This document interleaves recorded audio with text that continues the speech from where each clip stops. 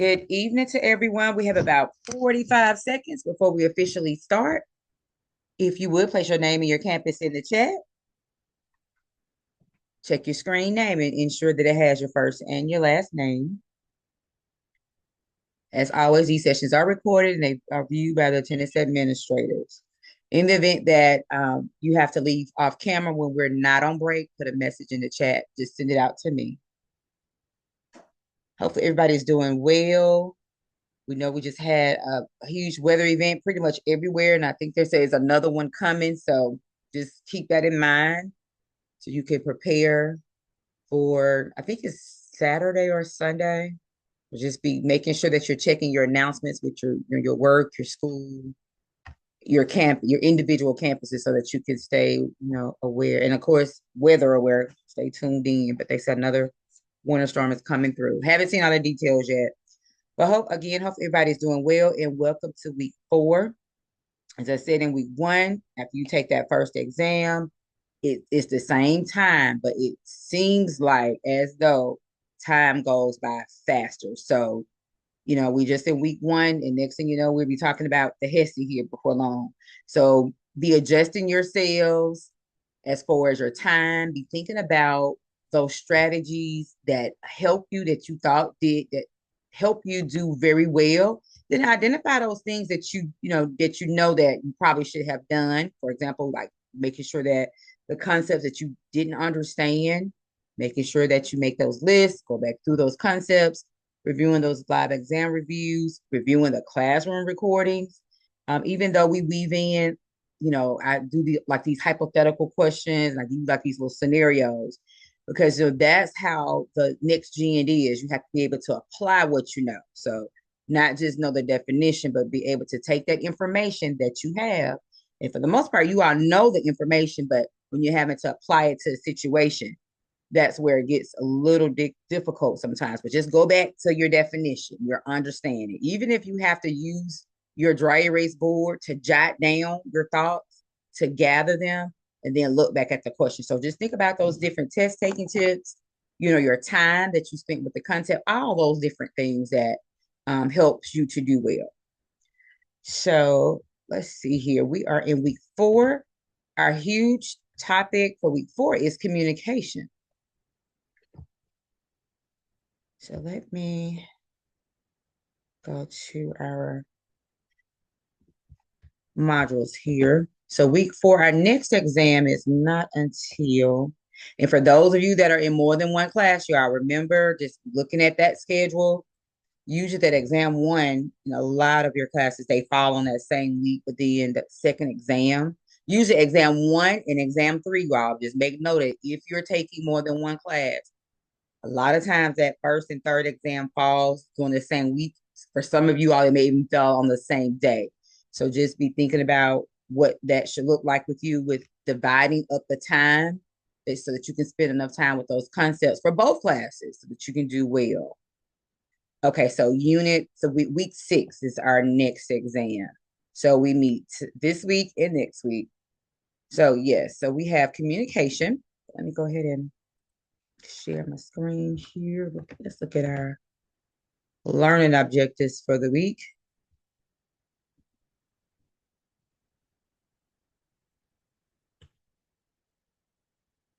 Well, I'm trying to share.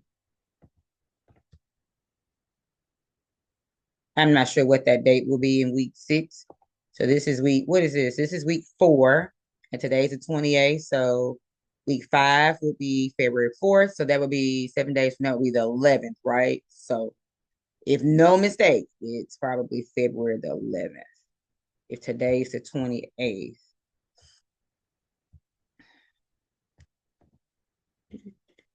Okay, here we go.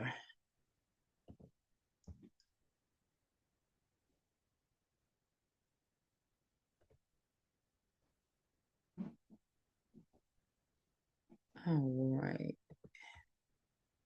So we're going to look at identify age-related sensory and cognitive changes and their effects on elderly care. So what comes to mind right off is someone that has dementia.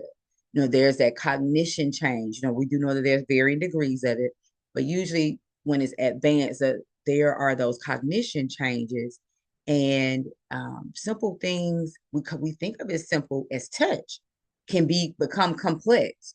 So touch might not be therapeutic, depending on how advanced that dementia is, that Alzheimer's is, and I say it might not be therapeutic, but our touch might not need to be, it may need to be a soft touch, a different place of touch, because with that cognition change, they may not interpret it as something that is positive. It may be interpreted as something that is actually harmful to them. So many times you do want to get their attention prior to, doing the soft touch.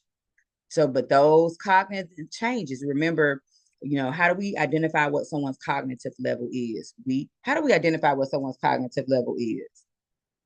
Someone come off mute and share.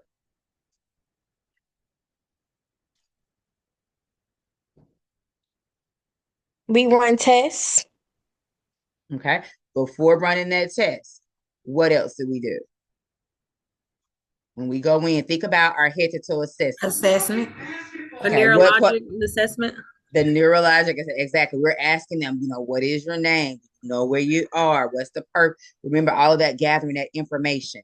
And so if a person does not know who they are, their family members, their daughter, their husband, wife are sitting right there, and they don't even recognize them.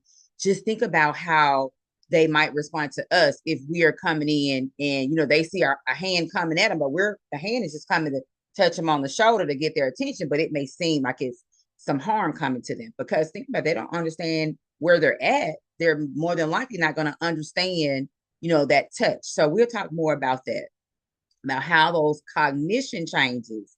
And not even, I know we're talking about the elderly here, but just think about something to maybe compare it to and make it kind of easy to understand. Like a lot of times people that have taken pain medication for the first time, it'll alter someone's cognition. It'll make them not really know who they are. They might be what we say loopy, disoriented. They may be saying things. They may not respond reasonably. Because initially, if someone doesn't have cognition changes or cognitive changes, that soft touch, hi, ma'am or sir, just touching them on the arm, trying to get their attention, reasonably, that wouldn't cause a person to think that they were in harm. But if someone does not understand where they're at, who they are, who you are, then there might be some combativeness. There might be some resistance to care, and we'll talk more about that though. So another objective is formulating those nursing interventions that support sensory and cognition when there's those cognitive changes. What about a person that has hearing impairment? What is something that you can think of that we can do? What's an intervention or some things that we need to make sure that we do if someone has hearing impairment?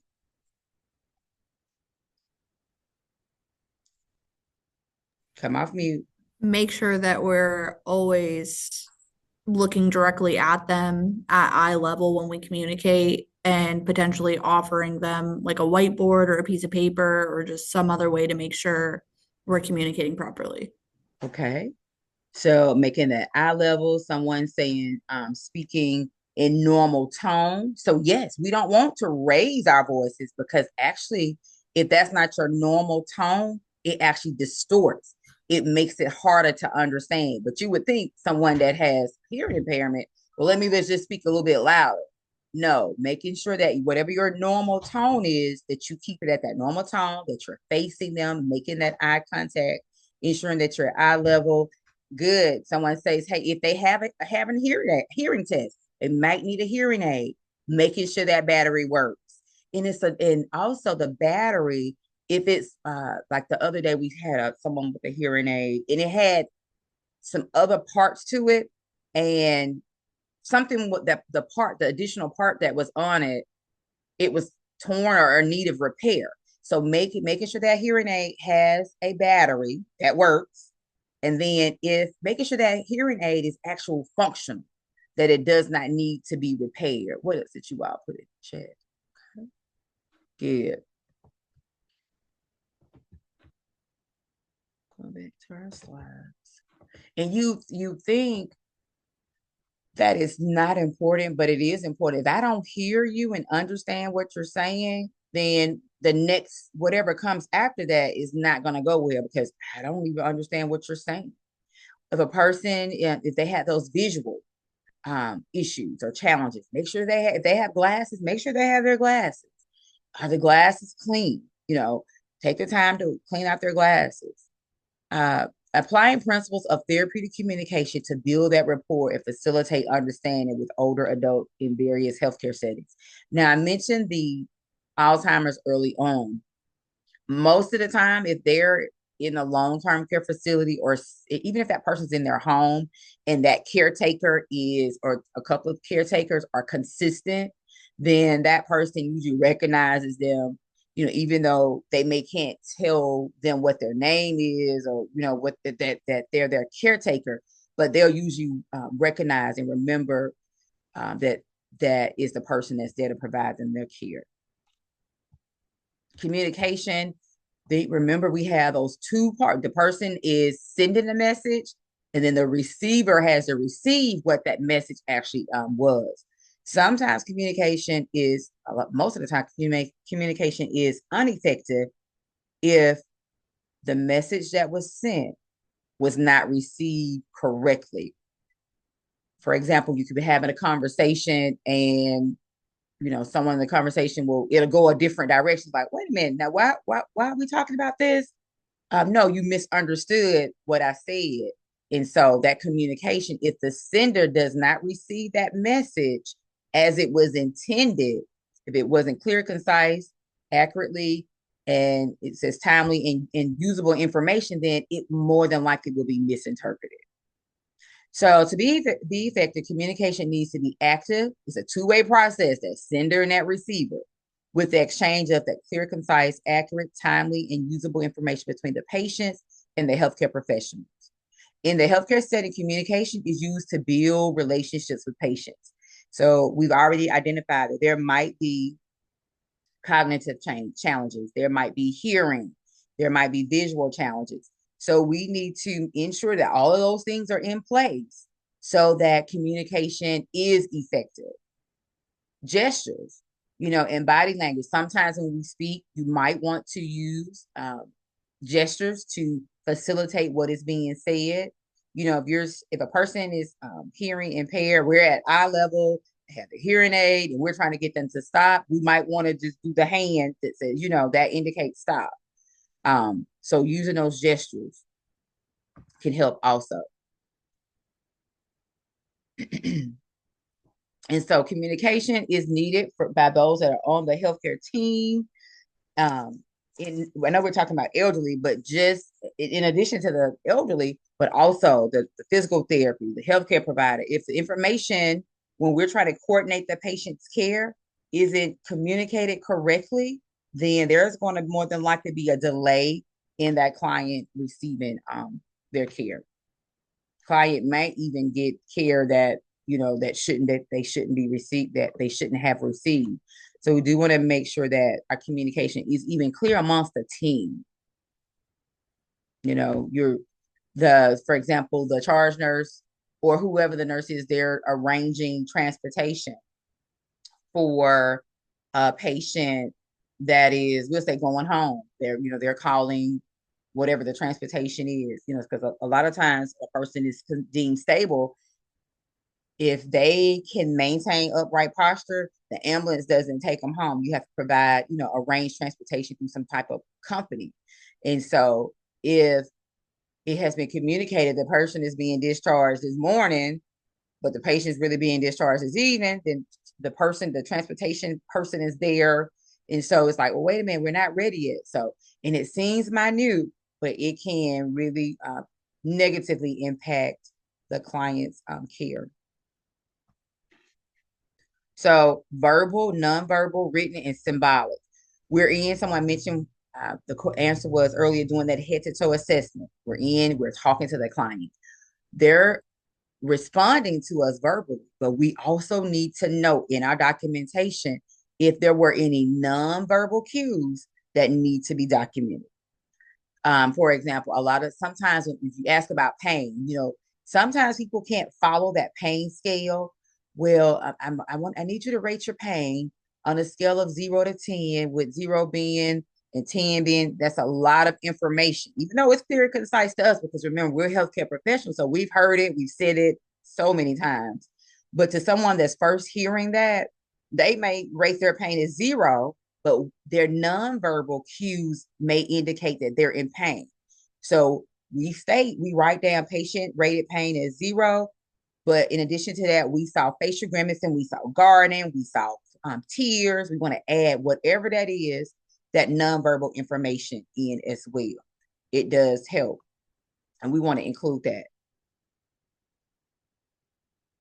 Kind of already started talking about the touch. Caring touch is a basic needs of all humans.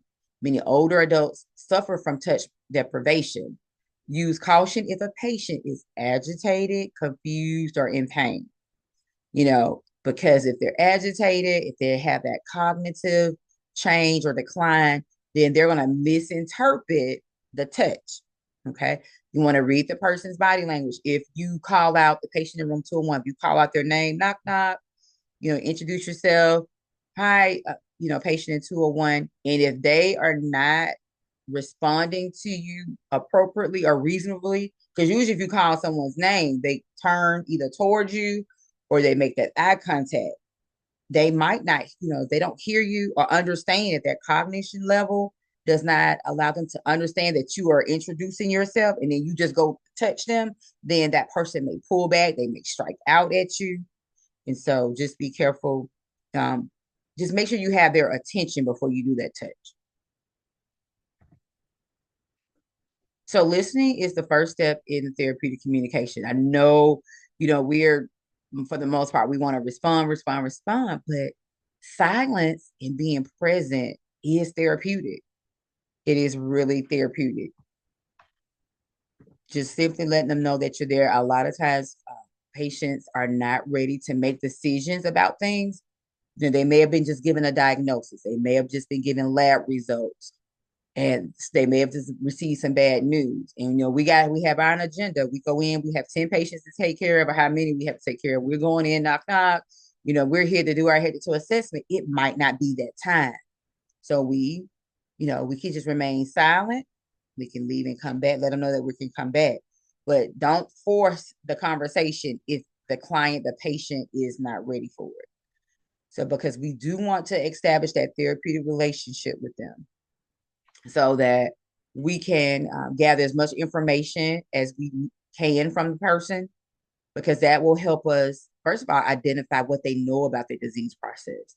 What do they understand about doing those self blood pressure checks? Do they understand that this hearing aid, once it turns, I think when it beeps, or a lot of them, it does a sound or something when the battery needs to be changed. Does the person understand that could be why they're having problems hearing, because it's time to change the battery for the hearing aid. So we do want to establish therapeutic communication, because we don't want our patients, and we're not changing the rules or bending rules for them. We're not going to break any policies. We will not break the law, but we do want to be assertive, be honest with them, have that open, honest communication with them, so that they will tell us and not be afraid to say, hey, what the doctor just recommended, I'm not interested in that. Sometimes an example, family member, the doctor told them that they recommended surgery, or the alternative was just to monitor their condition with lab work. Family member said, hey, I'm not interested in surgery. So, but had that they didn't have that therapeutic relationship, then that patient might not have been forthcoming and, actually just saying that, so that doctor, the healthcare provider would know right off, hey, this person's not interested in surgery right now. So let's move forward, rather than scheduling this person for surgery, come doing the lab work and all the pre-op stuff, and then come to find out the day of or the day before that this person, they're counseling on it, because they had no intention of going through with that intervention. But we always want to make sure that we're being respectful and acknowledging the client's dignity. We don't want to belittle. We don't want to appear aggressive. when we are communicating with our clients. Listening actively, maintaining that eye contact, responding with empathy, and acknowledging the client's responses. With that, all of that validates their feelings. I'm going to stop right here. I do think this is a slide that we want to work through. I'm going to send it. I think you already have it. Let me.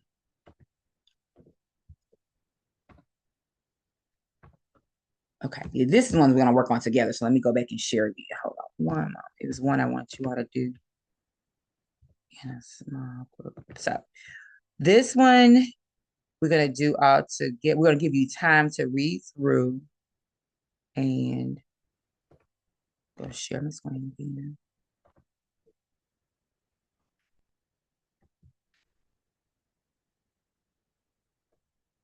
Okay.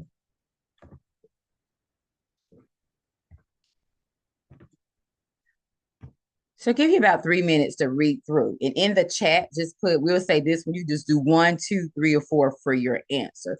So I'll be quiet and give you time to read through. Probably give you 3.5 minutes. Let me put my timer on.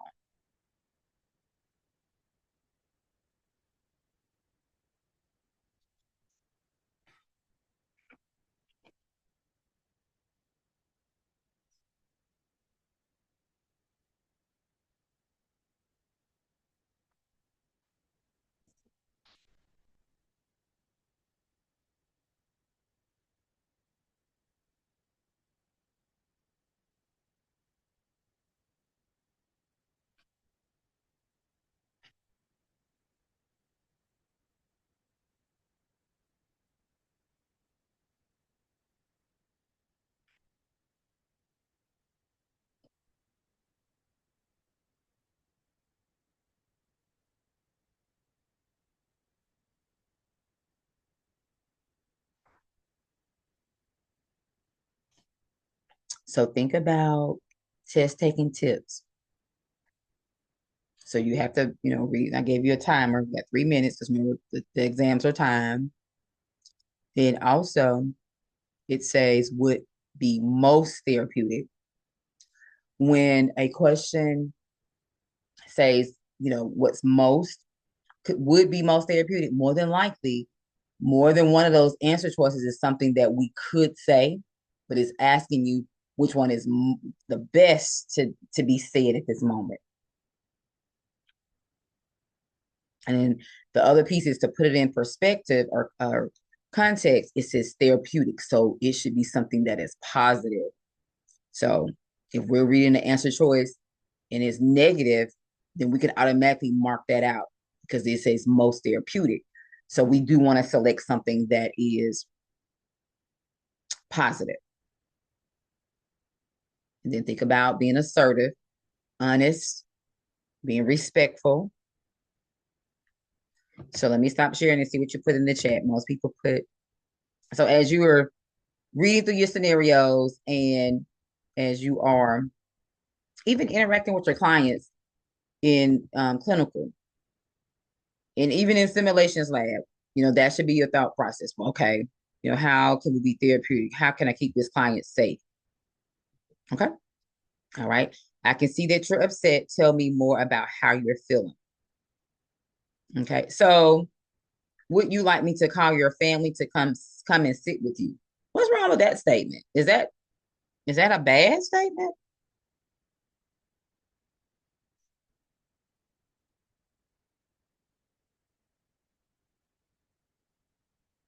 You can come off mute and share.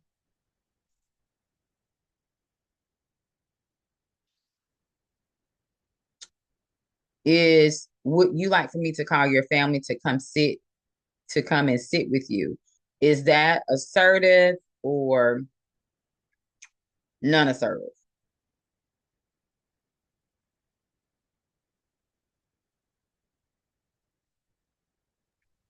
It seems like you don't have the time to spend listening to the patient. So it's non-assertive. You're right. You're passing the buck. So remember, non-assertive is you're really not attended to what's right there in front of you. You're passing the buck. You're not yes, it seems like you don't have time. But Exactly. I So, do feel like number three, depending on, obviously, you don't want to read too much into the question, but in real life, I feel like depending on like your rapport with your patient, it could be a good option if you know that their family members are very involved and you know it's important for your patient to involve their family members in a lot. It could be the right answer. okay. So we go back to most therapy but for right now, like we say, you don't want to read too much in it. Right now, I we're know in I was reading too much into it. I was just saying in general. yes, and that's how you should go. Go read your answer choices because remember I said most therapeutic. When you read your answer choices, what did I say? More than likely, more than one of the answer choices, it's something that you would say. It is something that you would say. But go back to what it said. It says most therapeutic. So you would have more than likely narrowed it down to these last two. So that was good that you said that because more than likely, if you say if you use it, the test taking tip most therapeutic, well, this one right here this is negative. The doctor is not a good communicator, so we can automatically mark that one out. Okay, this one right here, what's going on with this one? Number one, Number one is more so educational. When you think of therapeutic, is you, the nurse, building a relationship, a rapport with the patient, making he or she feel safe. it So doesn't it's more match the so definition. consoling. It doesn't match. It doesn't match. And you can go back to what she gave her definition. Remember, I said you can use your dry erase board. Go back to what you know therapeutic is. She just identified what she knew. Torcus just did what therapeutic was. The first answer choice does not match being therapeutic. So you automatically mark that one out. So again, the next gen NCLEX style questions. So using these techniques will help you to not only provide the best care for your clients, but be able to select the better answer for these questions. That was perfect what she just did. She went back to what was identified. What is therapeutic? Okay, well that answer choice does not match. The number four does not match. So we could say two and three, but then it goes back to one that's most therapeutic. No, we could say we would offer to call the family, especially if you know the family has been here, they're involved. But right then, the most therapeutic would be it's almost like priority, but it kind of isn't, but it kind of sort of is. But and so I can see that you're upset because you're answering and you're responding to them right then because you're present right there. Okay. And then the more that you look at these different scenarios in your NCLEX questions, you all, then you'll be able to continue do that process that we just did. Who else was us just helped us? Several of you all just helped us work through that question, and it'll go faster for you. If it doesn't match, if it's not entirely correct, go back to what you know that definition is. If it doesn't match, we don't do anything with it. Okay, let me go here.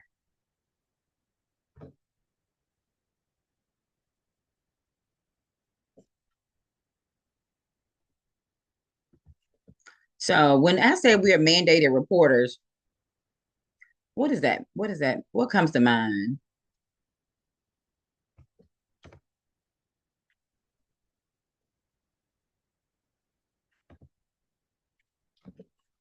Healthcare professionals are mandated reporters. What does that mean? We are mandated by our state laws to report any kind of abuse or neglect or anything that would put your patient's safety or well-being at risk. We are mandated. We legally are required to do it. Do we have to know all the details? Do we have to confirm and know No. it? Okay, exactly. That is correct. And so hopefully we don't have to report anything, but that just know that that's part of communicating as well. And so therapeutic communication involves using open-ended questions.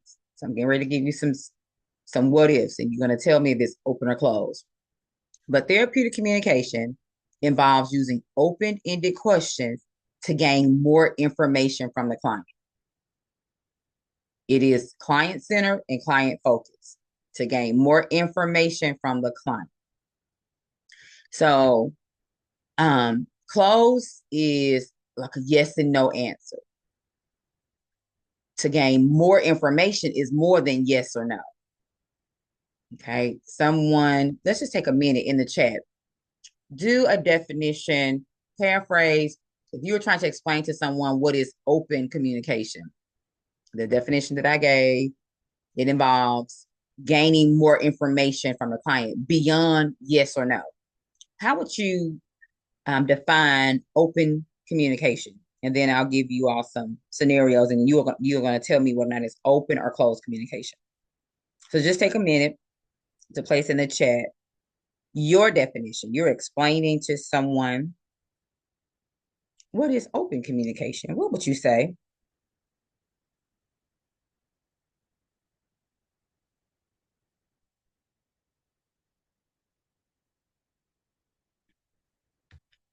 And just, oh, and send this out to everyone so that we can all see. Like, because the repetitiveness of it helps us to validate. If someone says something that's incorrect, we're like, okay, we'll fact check it against what we know. And then, so we are putting a definition in the chat. What is open communication?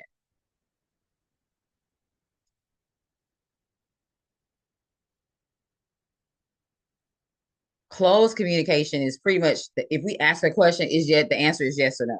That's my understanding. But then if I ask the open question, I'm going to get the response is going to be more than yes or no. So that's my way of paraphrasing it, or putting it into my own words. Asking a type of question to the patient, which allows them to explain further. Okay. Just keep going. Then I'll give you some what ifs. Okay.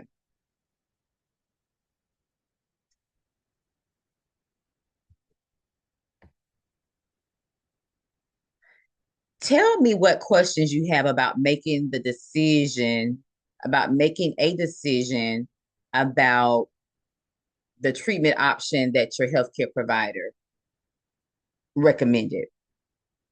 Tell me what questions you have about making a decision, yes or no, to move forward with the treatment option or not.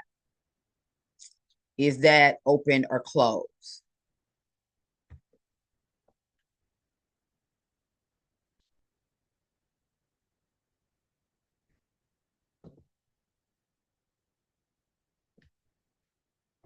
Open. Okay, got it. I agree. Let's see.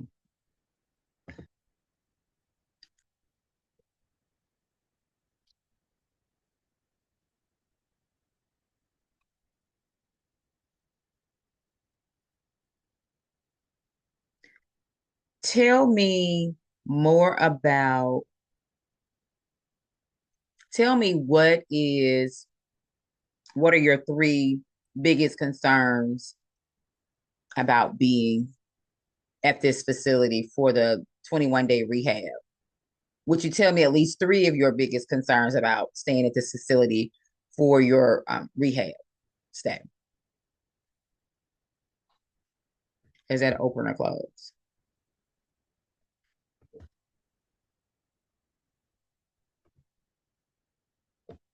Okay. It is open. So it's more than I said three, but that's still more than yes or no. So okay. So I think you all have a good understanding of open and closed. And closed isn't bad. It just depends on what's going on. If it's emergent, yes, you want those quick, responses, but to just make sure that it's the responses or the questions are relevant and appropriate for what's going on. But usually, stating "tell me more," usually using I statements, letting the client know that I have a that you. question. Go ahead. I mean, the way you worded it when you first said it by saying specifically three things instead of just saying, can you voice your concerns? You limit it, that's not closed because you just limit it to three things. It's more than yes or no. Okay. So that's not closed. So are you in pain? Yes or no? Can you tell me three concerns that you have about your rehab stay? They list those three things. That's more than yes or no. Does your head hurt? Yes or no? Did you eat breakfast? Yes or no? Did you like your food? Yes or no? Is that making a little bit more clearer for you? It's three things, but it's more than that one thing. I guess I can say it like that. It's more than yes or no. It's because you're still gaining more information. And then that helps you too to open up that conversation with them when like I said, you'll pick up on how you need to, for example, like I said, if it's emergency, of course, you want that quick information, those quick responses. And then even sometimes in emergent situations, you will ask questions so that you can gain more information, but you'll gauge and know how to respond. But yes, close is yes or no. You just gonna get that one response. But then if you therapeutic, I mean, open is you're getting more information, even if it is three things, because it's more than one. It was, oops, I want to make sure I mentioned something else about this. I was just looking at my notes here. We said therapeutic communication involves using open-ended questions to gain more information from the client. It's client-centered and client-focused because, we're providing that um, individualized, unique care anyway. So we do want to know what they understand. So if a person has had some type of disease process, stroke, or they just might have impaired verbal communication overall, anyways, either due to an injury, a disease process. What can we do to ensure that communication is, still happens? What are some things that we can do?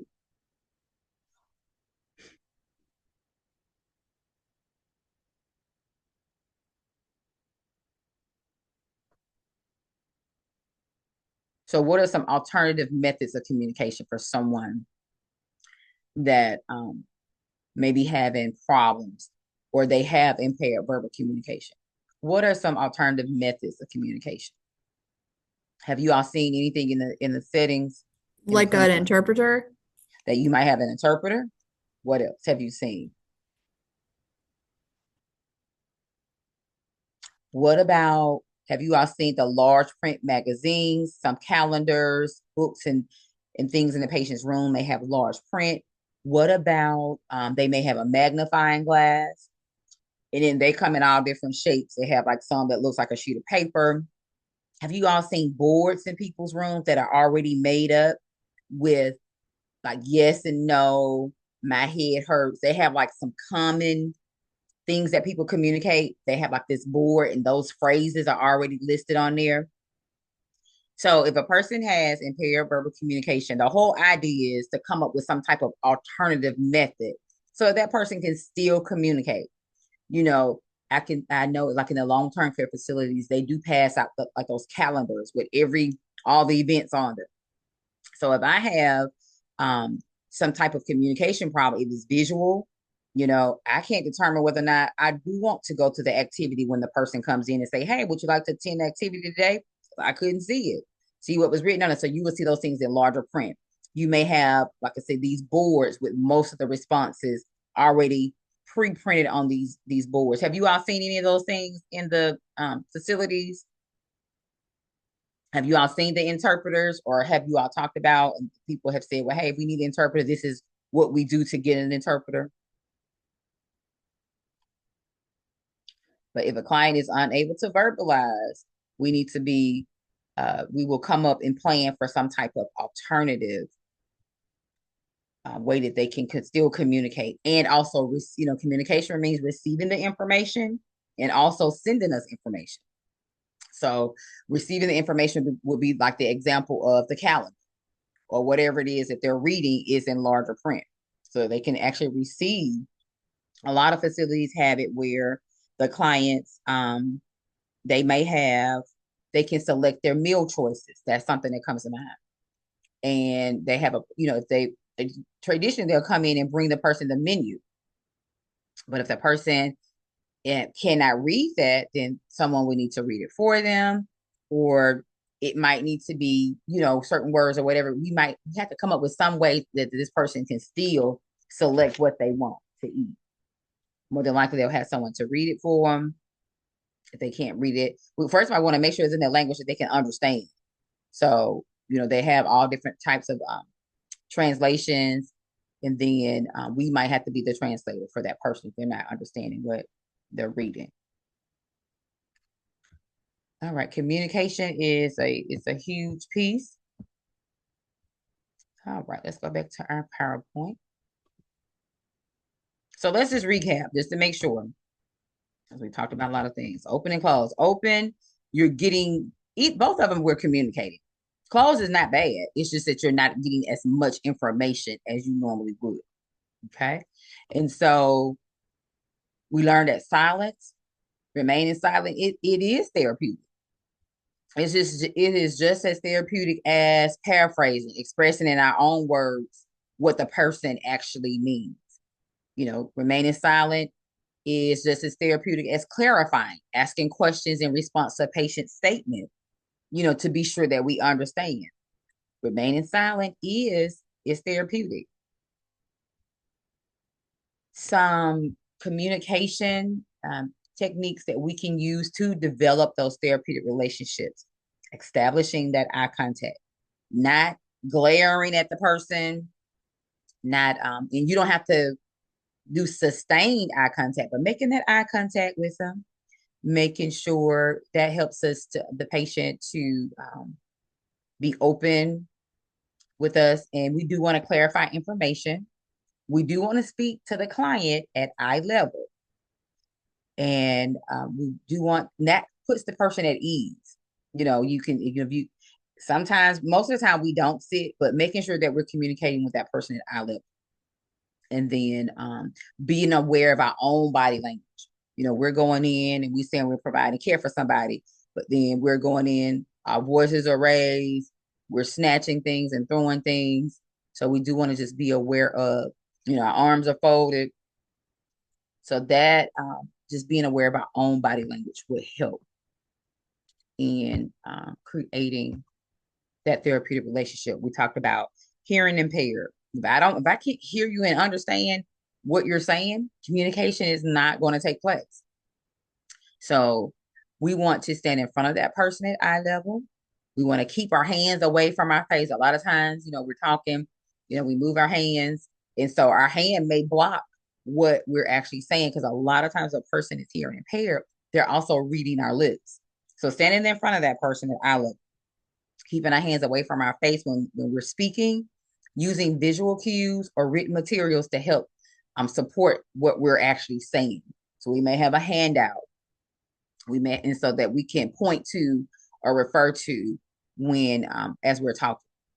So the nurse should use touch cautiously. We talked about that when communicating with clients, especially that are hearing impaired, that might have some type of disease process that has affected their cognition, because it can be misinterpreted. So we do want to make sure that we're actually getting the person's attention before we actually to do the touch. We're talking about, just a little safe touch, but we do want to make sure that we get their attention first. Any questions about what we went over so far?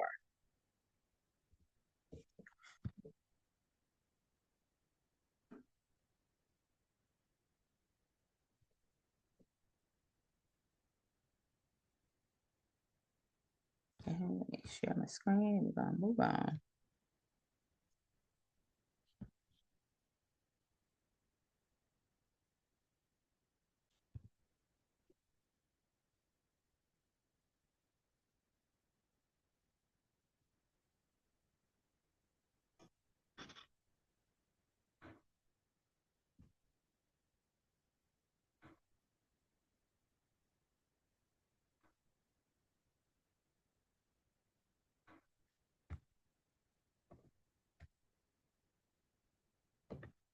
My little mouse is not going where I'm telling it to go. Okay.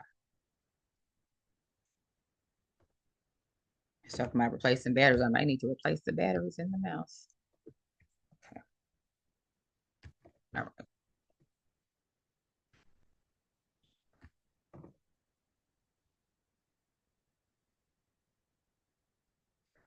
The question is, how will we work with the patient to overcome these barriers? Barriers to communication and teaching. A person has physical problems. They're unable to, move, pick up their water pitcher, wash their face. If a person has some sensory changes, if they're in pain and they are extreme fatigue, if they have a disease process that we just talked about the impaired communication, a person may have had a stroke that affected their speech. What are those things, those alternative communication techniques and things that we can use so this client can still communicate? How would we overcome barriers to someone having physical problems? And you can come off mute and share what are some things that we can do that are made available for persons.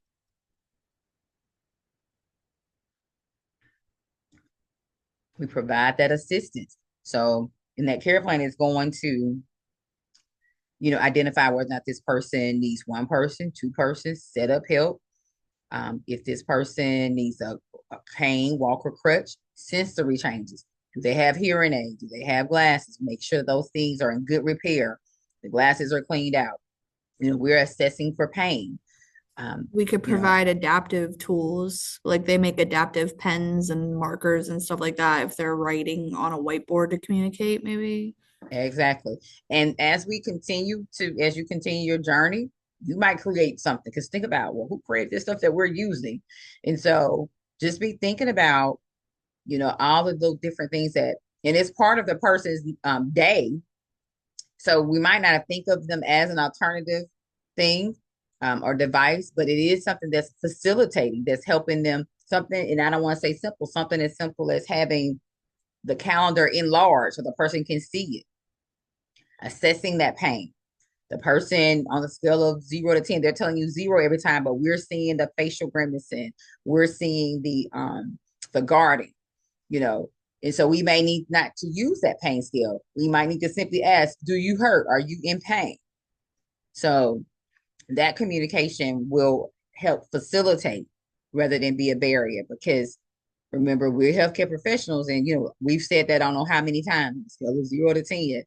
And for a person that's hearing that for the first time, might not understand what in the world we're talking about. So just changing up what you're saying.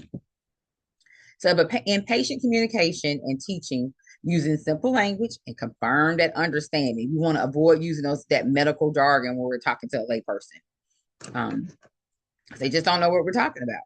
And so how can they make a decision or give us a response if they don't know what we're talking about, really? I was in the room with the family member, and what was the question the nurse asked? And my family member said no. And I was like, well, wait a minute, you just said whatever. And they was like, oh, well, I didn't know that's what they meant. And so just making sure especially if you notice or if they have a history. For example, if they are admitted with a problem, nausea and vomiting, then you come in the room and they was like, what are you talking about? Nausea, vomiting? But then change it up. Have you thrown up? Have you vomited? Are you spitting up? And, just change it up so they to make sure that that information, that communication isn't lost. And we're writing down no's when it really is a yes. So just restate it just to verify. So loss of ability to use or understand words, okay, does not necessarily affect the intellectual function. Expressive aphasia affects speech only. Receptive aphasia affects the language comprehension. So they're not understanding what, are you in pain? Do you hurt? We make those statements and they're not understanding, they're not comprehending what we're really asking them. So we do want to keep those messages simple. Like we just said, printed materials using that whiteboard, communication board, and that other board that you just mentioned. But just think back to your clinical settings. And as you go forward, just look in your residence room and just see if they have, anything, any alternative communication methods or devices or anything that they're actually using. Dementia does include memory loss. There are varying degrees of it. And then that memory loss does affect communication. A person that has dementia may not be able to follow instructions. The meal tray is placed in front of them. They may not know what that is or what to do with it. And so presenting them with yes or no, those closed questions, you know, providing those gestures, picking up that spoon and placing it in that food item, it may facilitate communication and allow them to move forward with completing whatever the task is. We don't want to argue, and we redirect as appropriate. We leave alone. We provide our reality reorientation, making sure, hey, I'm the nurse. I'm here to help with feeding, what you're eating, bathing, to administer your medications, wound care, whatever it is. Just make sure that, you know, we're being clear and concise as why we're there. And then sometimes we have to leave alone and reapproach if they're, not understanding, and it's going to be harmful to them for us to proceed with what we're doing. If they're going to be hitting out and may injure themselves, we can just leave alone and reapproach. And a lot of times you can change up. For the most part, too, they try to have the same person or the same persons to provide that care for that person, just to establish that, that person's making identification. This person I just saw yesterday, or I just saw, the last shift, or what have you. So cultural language barriers, find out which language the person is most comfortable with. And then we want to put that information, if it's a video that we have them watching, we're giving handouts, we want it in their, that language that they're most comfortable with. Someone mentioned an interpreter. If you speak more than one language, you can be your second, maybe your first job. Nursing may be your second job, because that is a job, a career that you can have as being that interpreter. Avoid asking family members to translate medical information, because we're really not sure if what they're saying, because remember, you're the nurse, the healthcare provider, and if that family member is not a healthcare provider or a nurse, they might not really understand what we wanted them to know. So it's going to be best to just go to that interpreter. Visual aids, paying attention to the patient's emotions. All of that is part of effective communication. All right. So I'm going to give you 3 minutes here. Documentation should be objective, clear, and accurate. And quote patients or providers verbatim. Meaning, whatever they say, whatever that is stated. What errors do you see in the nurse's notes? And you could just do a little jot on your little paper, and then we'll share out. Let me put my little timer on. Let me give you 3 minutes to work through this one. Or you can drop it in the chat if you like, or just have a jot note. So you're going to check yourself once we reveal what the answers are. What errors do you see the nurses know? So we're looking for something that is incorrect or wrong.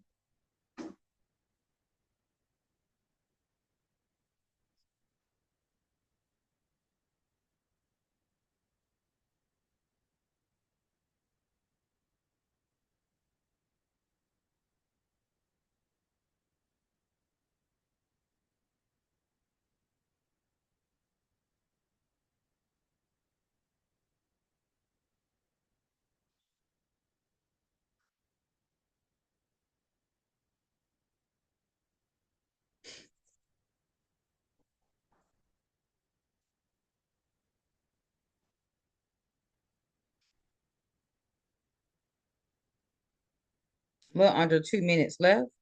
So what errors, what information is incorrectly documented? Okay, I think some of you all are putting it in the chat, but we'll share it in just a minute.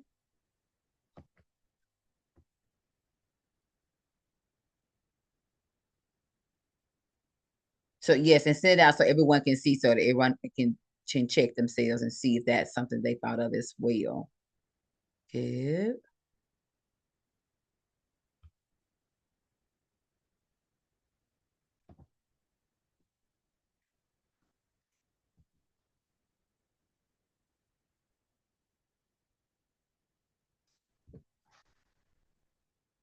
Okay.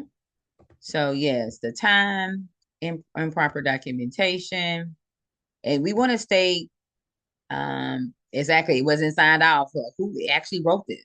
We are using electronic records, but still, you sign in with your password, which we don't share passwords because it'll timestamp it for you. But yes, if we're writing it out, the person's name is not there. Time, the spelling, and then we want to um, write down what is factual. We're not writing down opinions. They were mad. You know, we can say we can describe their facial expressions. We can describe their voice tone, but stating they were mad. Got it. You all good, good, good, good. Okay. Let's see. One more. Wrong format of grammar. Okay. Good.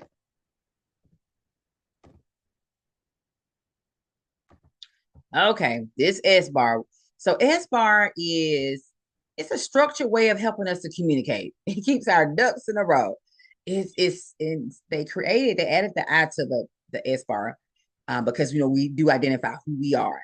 And so the S bar keeps us structured so that we do not forget anything when we are communicating. And we use S bar when we are handing off.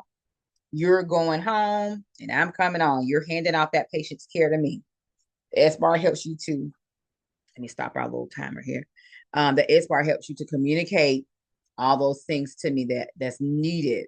So when I go in, because actually your information will be my baseline. So when I go in and do my head to assessment, I'm comparing the information that you gave with the results that I have. And then we do use SBAR to communicate with the healthcare provider as well. But it's that structured information, and for the most part, we don't forget anything. Like, why are we calling? What is this situation about? Is this handoff, or are we calling because this patient is complaining of pain, their heart rate is elevated, their blood pressure is elevated? What is that situation? Are we calling because the medication order seems like a dangerous dose? Why? What is the reason that we're calling? That background. What are some circumstances leading up to the situation? The assessment. What does a nurse think the problem is? And then what should we do to correct the problem? So I do have another S bar slide. I'm going to stop sharing and show you another S bar slide that I do have that goes in a little bit more detail. But that S bar, it keeps us in a row. I think it says ducks in a row. So the I part is we're identifying S bar, identify ourselves. We begin with stating our name and our title, the patients or the patients that we are calling about, which that's part of, I think this is the slide. So you may see I S bar or S bar, but even though if you don't see the I part under the S, the situation part, we still tell them who we are anyways. Okay, here we go.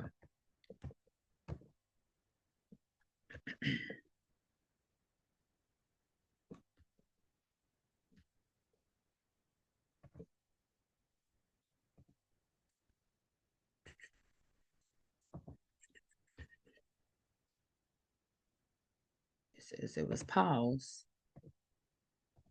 Okay. And for current slide. Okay. So this is another way of just looking at SBAR, but it's keeping our information structured and our ducks in a row. So it helps us to not forget anything. So situation, we are telling them, who we are, who we're calling about, the name of the unit, the reason for the call. What's the problem? Why are we calling? Background, their information, the admitting diagnosis, the date of admission, the current status of information. And this is more so when we're talking to the healthcare professional.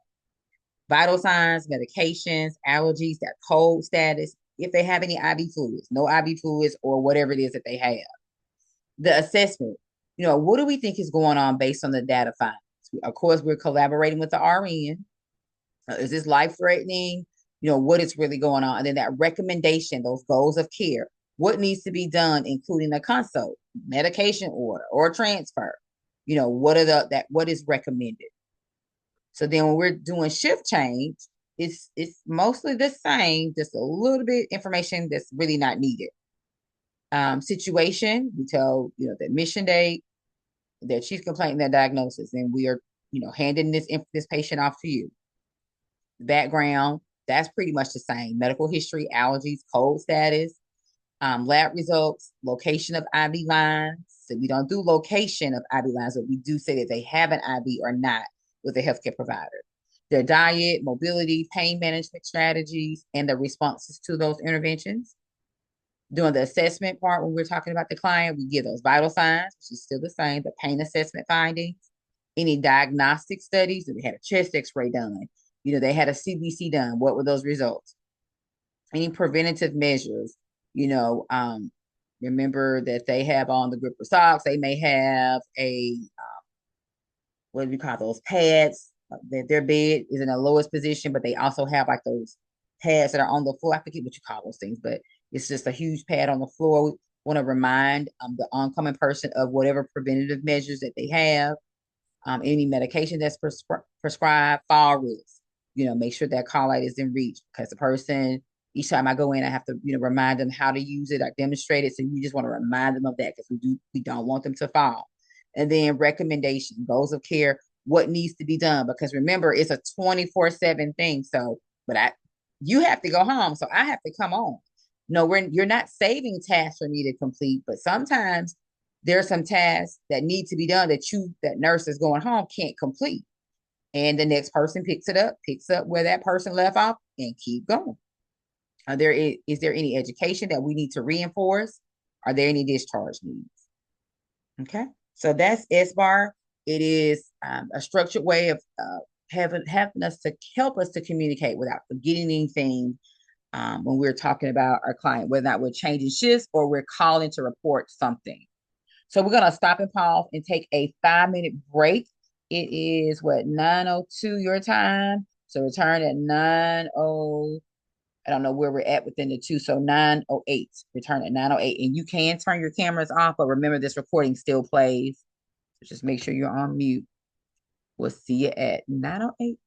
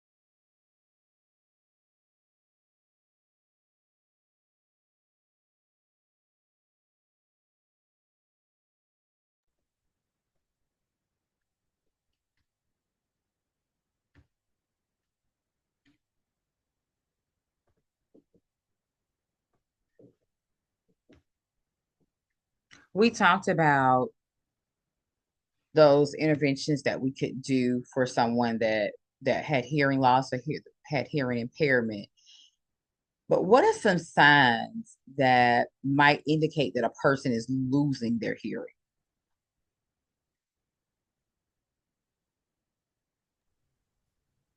If they say uh-huh and it's like an or inappropriate responses to your questions, or if they just don't answer at all, Okay. Those asking type. you to repeat your question a lot.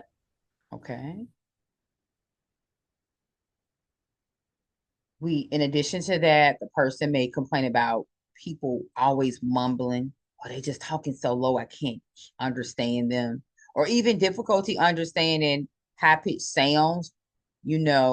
Sometimes if they're watching TV, you know how the TV it goes up and down. If they have difficulty understanding, interpreting what they're hearing, the person on the movie might be talking, having talking loud, that may have a high pitch. We do have those different voice tones. The person complains about everybody's mumbling. Why aren't people talking in their normal tone? They're on the phone. They have difficulty unless something's going on with their phone, because sometimes, you can't hear on these phones. But if they're having truly difficulty actually hearing the person on the other end. And then when there's background noise, we should be able to, excuse me, we should be able to still understand what the person is communicating to us if there's background noise. If there's not like a lot of background noise, but a person that has hearing loss, they are unable to understand at all what is being said because of that background noise. Okay, let's go back to our slides here.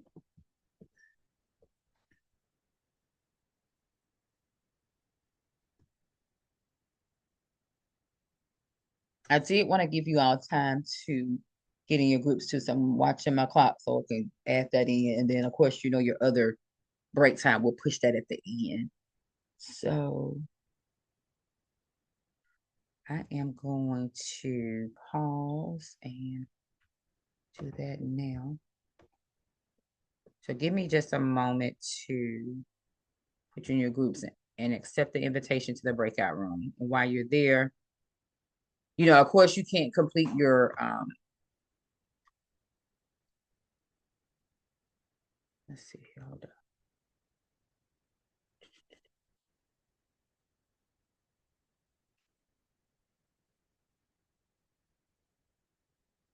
I think I'm getting mixed up, y'all. I'm thinking about the other class. I'm getting mixed up. The other class. Never mind. Not you all. Let's keep talking. All right, we talked about SBAR. Let's move on.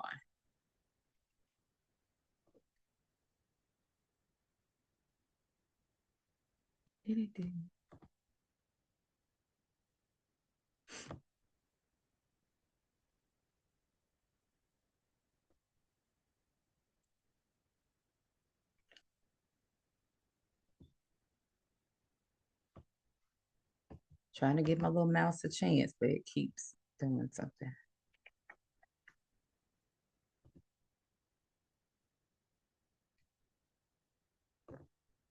Okay, and share. Oh, someone said ring it in the ear. I see that now. Okay. All right.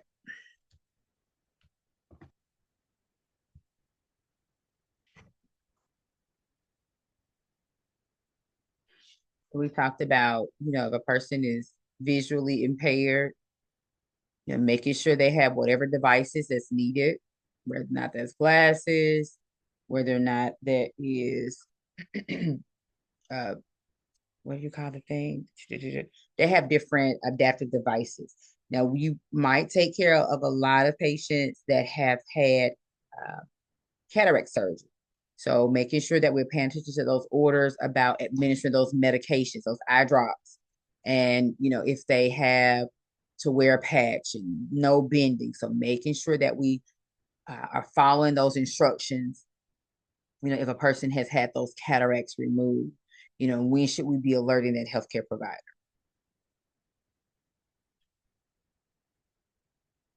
What problems would you expect with this visual defect? So let's go back. Let's see.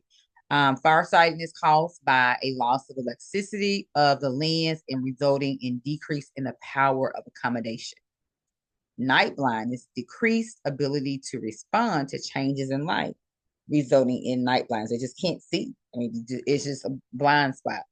Cataract is where that lens is actually, if you think of it like an orange or a lemon, it's that coating that's over, which causes that vision to be blurred. Okay, so what problems would you expect with this visual defect? Someone's looking out of their eyes, they're looking and this is what they see. Okay? This is macular degeneration.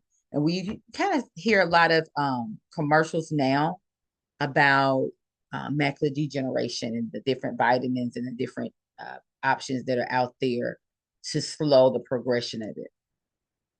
But they lose that central vision. So, I mean, they could be looking at you and not really see with that macular degeneration. What problems would you expect with this visual deficit? So she's kind of seeing, but she's kind of splotchy. Okay.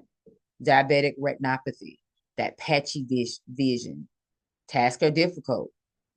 And so another reason why we want to ensure that the person is getting their, regular visual exams, keeping those glucoses, under control, because all that extra sugar, it harms the vision. What problems would you expect with this visual deficit? Okay, glaucoma, they have that tunnel vision, affects safe walking. And remember, when those pressures are high like that in the eyes, it can make that vision just go completely away and is not reversible. So making sure that, we're doing that, reinforcing that teaching by putting those eye drops in, following up with that doctor, having those regular eye exams. Even when someone becomes elderly or older, you still get those preventative exams. If glaucoma or any of these visual deficits are identified, ensuring that we are following through with those interventions, that we're making sure that the client find out what do they understand glaucoma is. So they realize if they don't put these drops in and keep that pressure normal or close to normal as possible, that vision can probably go away and never to return.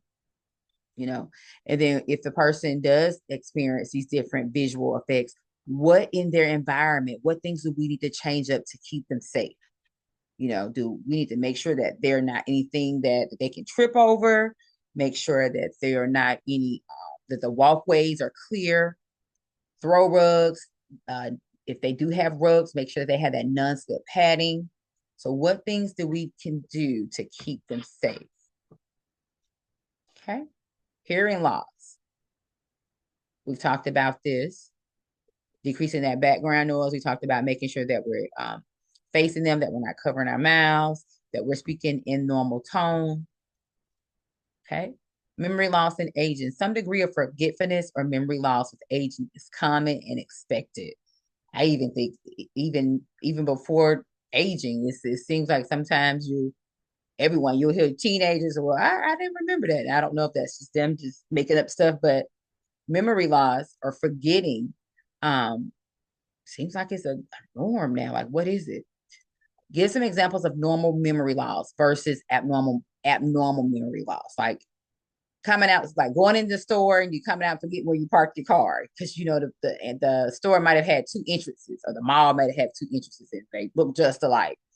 I don't think that's abnormal memory loss. You got to click your car fob, your key fob, just to make sure you make your car make a sense so you can find your vehicle.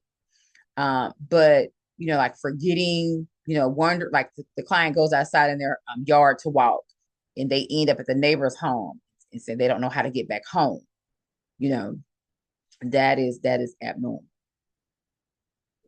Confusion is disorientation regarding time, place, or a person that leads to bewilderment, lack of orderly thought, and the inability to make decisions and perform activities of daily living. So when you go in to do your head to toe assessments, remember you're doing that or that level of consciousness. You're asking them, all those questions so you can get that information so that you can determine whether or not this client is confused or not. And if they are confused, is this new? Is this acute? Or is this something that's chronic? If a person is normally not confused and you go in and assess that they are confused, more than likely is some electrolyte imbalance. Something's going on. They may have a urinary tract infection. Either way, further investigation is warranted if this is new confusion. Okay.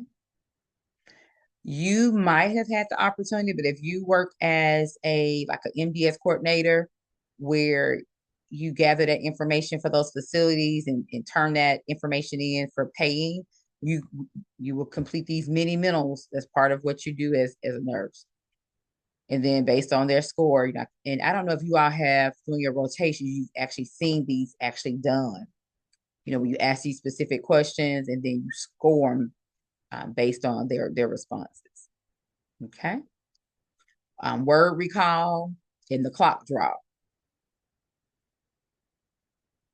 It seems simple. Can you recall these words? I'm going to state 3 words to you. I need you to call them back to me. Daughter, mountain, heaven. And you think, oh, that's easy. But, if you have something going on with that cognition, it's not easy to repeat those words and or draw the clock. Seems simple. Delirium disturbances, it messes with it alters a person's cognition, their attention, their memory, and their perception. So we are going in to provide care for them. They may think that we're coming in to harm them. It alters that perception.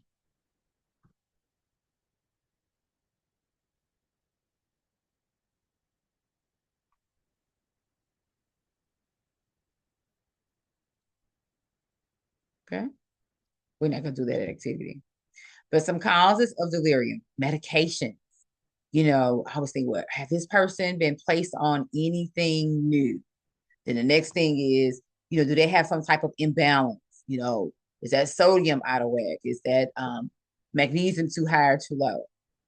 And then if they have been consistently on medications and if they're on a medication that does not need to be abruptly discontinued and the person has not taken their medications, they may just haven't went to pick them up. And then that will cause that person to some alterations in that person if they missed that dose. Is there an infection? We're going to have to do further investigation. Chest x-rays, that person has a cough, they have a fever, they complain of burning up on urination, do further investigation. Reduce sensory input, visual or hearing impairment that's resulting in confusion. Just think back at those slides we just showed you. If a person has macular degeneration and they're not able to make out, what's going on around them, their responses can be what we think inappropriate but it's not inappropriate for them because they're not seeing and interpreting what's going on.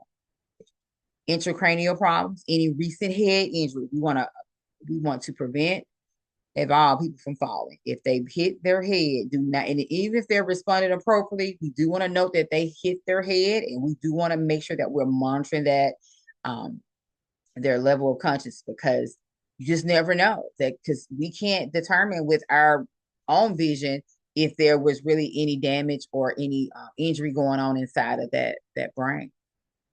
So any head injury, you want to note how that person, if they fell, person's head, up off the floor, a patient was in upright position, or patient stated they hit their head, raised area to the, we want to make sure that we make note of whether or not there was a head injury or not.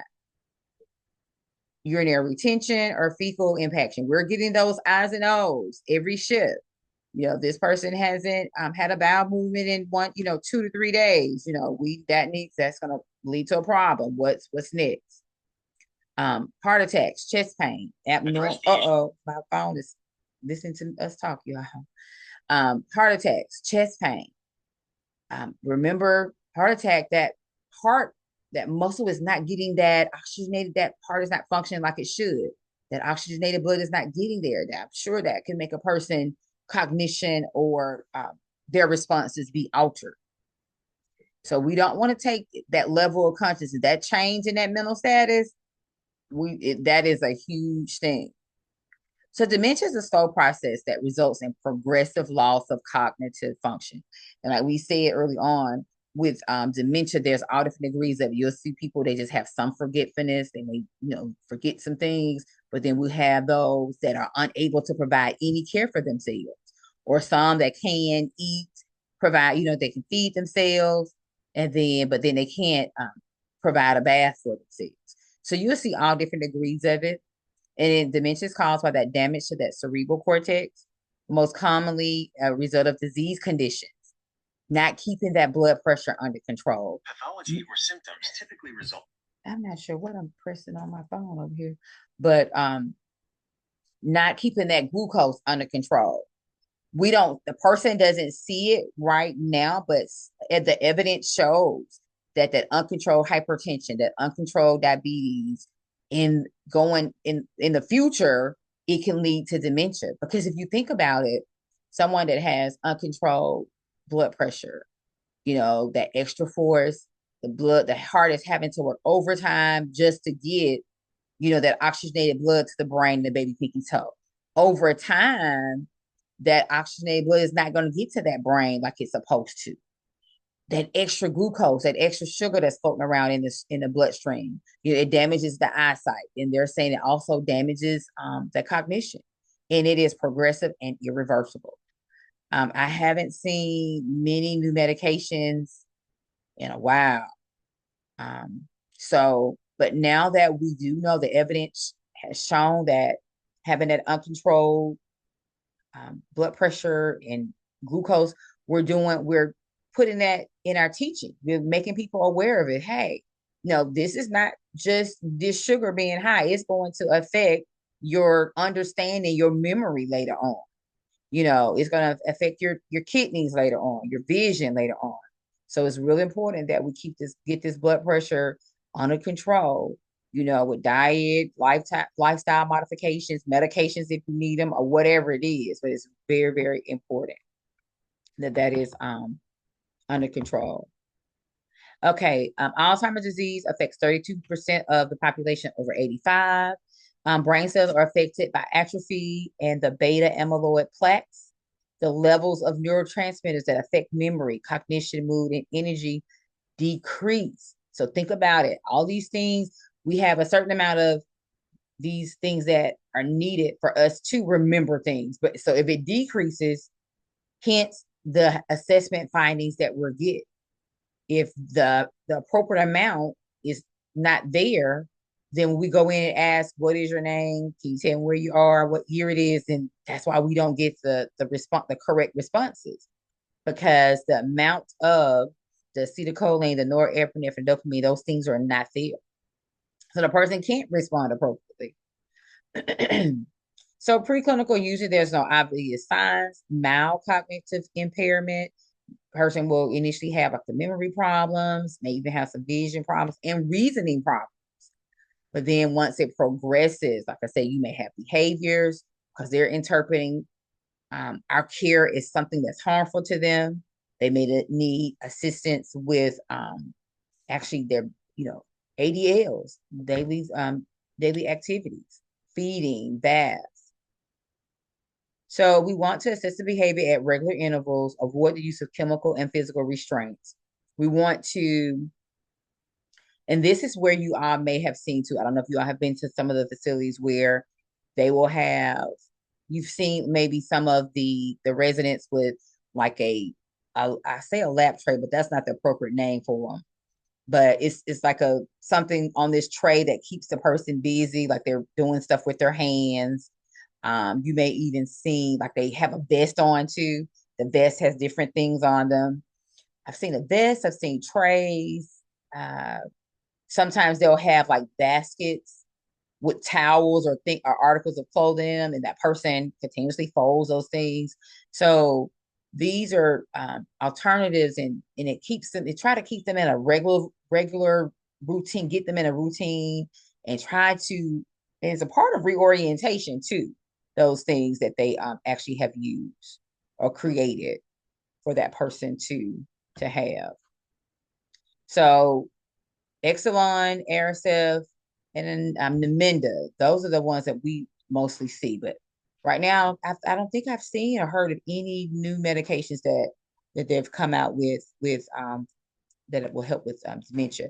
But like I said, a big thing is now that they know that blood pressure, keeping that control, that glucose, and managing those chronic diseases is going to be the key to decreasing the chances of dementia. Parkinson's. I think I saw a commercial not too long ago where that they were showing how the person with advanced Parkinson's, they may even have that altered cognition, like they may be hearing things or seeing things that are not there. Of course, they're at risk for falls because they're having that. Most of them have that shuffling gait, and they have that poor balance. So we medications. These are pretty much the meds that you'll see for Parkinson's, and then we do want to administer those things as close to due time as possible. Try to keep those things on track so we can keep those levels adequate, and so that the person that has Parkinson's, it lessens those symptoms that they actually will have. So preventing cognitive decline, diet rich in vegetables, fruits, whole grains, lean proteins, adequate hydration. This time of year, you all, I don't know about you, but I struggle with making sure that I'm drinking enough water. So adequate hydration, even exercise. It's been frigid outside. So where people would normally just go out and walk around in the yard or do activities outside, it's just not happening as much now unless you subscribe to a gym membership or some people do activities inside, but having participation in social activities. Like my mom, we made sure that she has all these little different apps on her phone. And so, she loves, I call it the book face, of course it's Facebook. She loves interacting and the group text messages and things like that seem simple, but they're reading, they're interacting, they're looking forward to something. And these things do help with cognitive decline. A new thing that we have been doing with hobbies is there's several dishes that family members love that she cooks. And so we have been doing these things where cook and learn. So she's the little, like how the TV shows where we have the chefs cooking. And so the family members, we're zoomed in and watching her, and we're doing our own make and take it home. So, but all of these things help. It keeps that, the body processes moving and fluid. And here we go, talk about pain. And you don't have to be elderly to be experiencing pain. Pain is not considered a normal part of aging, but because of the wear and tear, the steps, we go up and down the steps, the bending, the pulling. So of course, we want to make sure that we use appropriate, you know, devices. If if a person has two persons assist, turning and reposition, make sure you take the time to get the two persons. Use the devices because over time that push and pull can lead to wear and tear on your joints, and as a result of that, that person will experience pain. Okay, let's make sure that we know about the pain assessment screening tool, PQRST, palliative, provocative, quality, radiation, severity, and then temporal. Is this pain constant or does it go and come? So if the person says yes to pain, then we want to find out more information. So this would be that open-ended technique that we can use to find more about their pain. Does the pain stay right there in your knee, or does it travel to your ankle? Does it stay right there? And then if they're not understanding this 0 to 10 scale, we can use the Wand Baker with the faces. So just make sure you know about this scale. Okay. So this one is for someone that has advanced dementia. So it looks at the breathing. If someone is in pain, their breathing changes, even their facial expressions. That body language is tensed up. They may have clenched fists or things like that.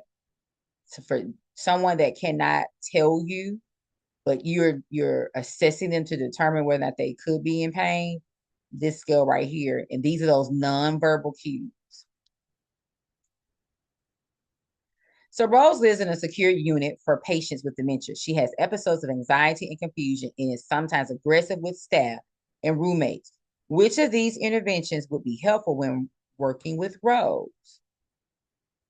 Force her to reorientate, change her room whenever she gets upset, assign new caregivers, use familiar objects, provide a structured, stable environment, or use physical or chemical restraints. Okay. We want to use familiar objects or family photos. And usually you'll see that in their rooms and everything. And you reminisce and talk about, whatever the object is or the pictures. And then you want to provide that structure. And we don't want to provide a new key. The reds is what we don't want to do. We try to keep the same caregiver. And we don't, and believe it or not, changing rooms, you all, even changing the side of the room, if they're in a room where two people are in, that can further disorientate a person. And you would think like a room change, it's something about not having that environment change. Okay. We do have a few more slides, but to be courteous of the rest of your break, I'm going to pause here and let you all log off, but I'll go through the rest of the slides. I'll provide this recording once it's downloaded and uploaded.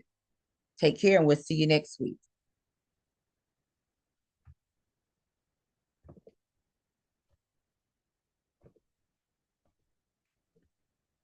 You're welcome.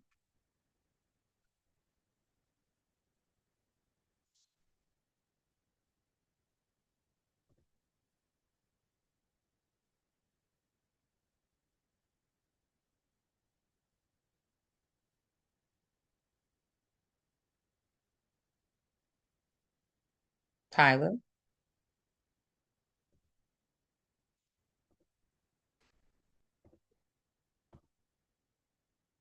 Okay, we have Mary. She moved into a nursing home 2 weeks ago. She believes the staff are stealing her belongings. She can't understand why people come in and out of her room all of the time, taking her clothes and removing unfinished food she was saving for later. She has started hoarding food and hiding things. How would you handle Mary's suspicion and hoarding behaviors? Okay.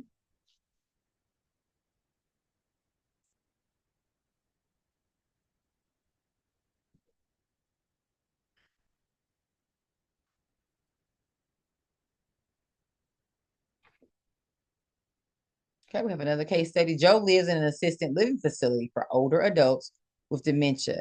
He enjoys watching news and sports on TV and reading the newspaper. Lately, he has started wandering out of the apartment. He gets irritable and sometimes aggressive when staff ask him not to leave alone. What would you do to help Joe maintain as much independence as possible while keeping him safe? So medications should never be given for wandering. We want to assess the fall risk, ensure that the walkways are clear, things are clutter free, there's no debris, making sure we talked about earlier the non-slid stops, non-slid shoes.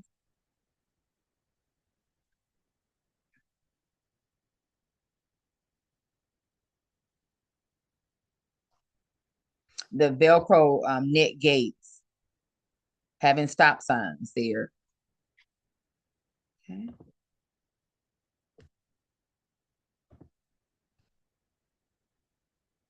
Okay, let's just review.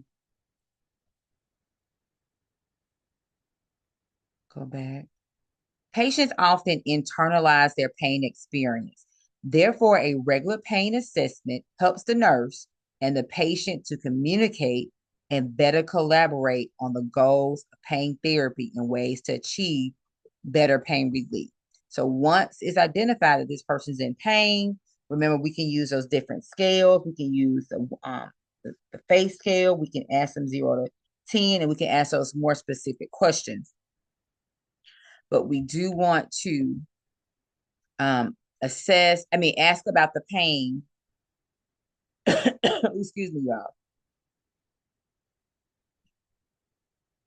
So we do want to be asking about patient's pain, if there's a change in status, just to find out more, because pain can affect that client, taking care of themselves, being cooperative. Pain will affect so many things. We talked about using gestures and written words and visual aids and giving instructions when we are communicating with someone that may have a problem with understanding information that is being communicated. Uh, Assigning the same caregiver as much as possible can develop that trusting relationship with a patient. We just said that the patient, we want to have them to have familiar belongings, such as pictures. They may have a favorite blanket. These things can provide comfort and help the person keep some contact with reality. But we want to keep the same caregiver if possible. We talked about some indicators of hearing loss.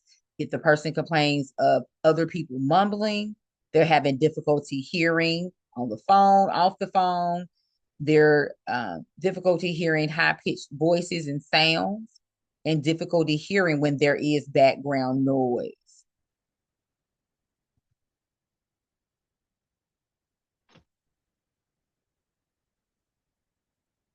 We talked about having the calendars, pictures, or magazines in larger print for a person that has a visual problem. And even for the most part, they have their names outside their doors, even having their name in larger print, that can help. Acute confusion, often called delirium, is characterized by disturbances in cognition, decreased attention span, memory, and perception. It is reversible. Dementia is a slow, insidious process that results in the progressive loss of cognitive function. Dementia is characterized by changes in memory, judgment, language, mathematical calculation, abstract reasoning, and problem solving ability. It is also marked by impulsive behavior, confusion, and disorientation.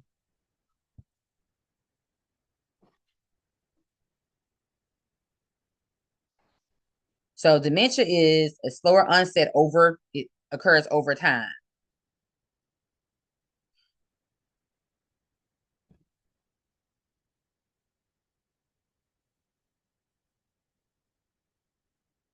We are assessing pain at a minimum of every 2 hours.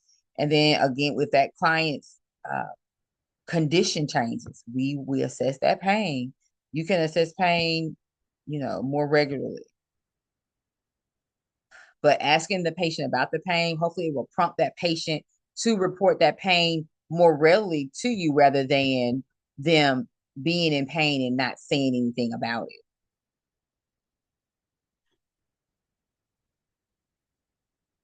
Therapeutic communication involves using open-ended questions to gain more information from the client. Tell me more. You can use a phrase and then tell me, and you can start off a conversation by telling the patient about discussing a procedure or intervention, and then you can ask the patient, what concerns you most about the procedure or the intervention. If we know that there's impaired communication, we do want to use alternative methods, because that's part of providing that best care for that client. We talked about, when speaking to the client, being at eye level. This puts the client at ease.